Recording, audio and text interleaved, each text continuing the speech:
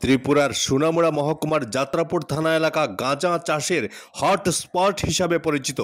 তবে নতুন ওসি স্মৃতিকণ্ঠ বর্ধন দায়িত্ব গ্রহণের পর থেকেই মাদক বিরোধী অভিযানকে সর্বোচ্চ অগ্রাধিকার দিয়েছেন। তার নেতৃত্বে গত কয়েক মাসে 11 দফায় অভিযান চালানো হয়েছে।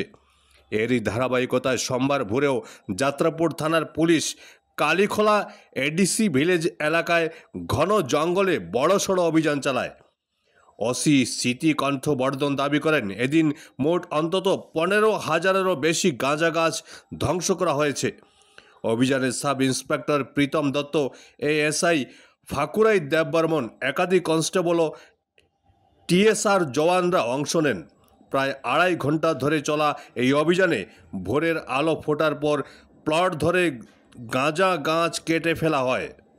যাত্রাপুর থানার অন্তর্গত খালিকোলা এডিসি এরিয়াতে একটা গভীর জঙ্গলে এখানে গোপন খবরের ভিত্তিতে যাই এবং এখানে গিয়ে আমরা অনেকগুলা গাঁজার চারা দেখতে পাই।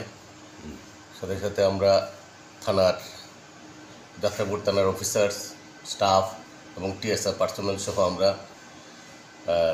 10 থেকে 15 জনের মতো আমরা এখানে গিয়ে আমরা টোটাল 15,000 গাঁজার চারা, 2টা ফ্লোটের মধ্যে বড় 2টা ফ্লোটে আমরা 15,000 গাঁজার চারা আমরা এখানে ডেস্ট্রয় করি এবং তারপর আমরা আরও অনেক জায়গায় খোঁজাখুঁজি করি এবং আমরা এই যে গাঁজার চারা নিধন সেই কর্মযোগ্য আমাদের চলছে এবং আগামী দিনও আমরা চলব।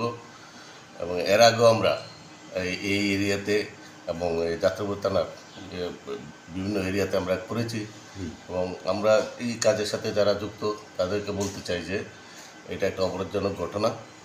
যারা যারা এই কাজে জড়িত থাকবে তাদের বিরুদ্ধে অবশ্যই আমরা ইনকোয়ারি হচ্ছে এবং আমরা ব্যবস্থা নিচ্ছি।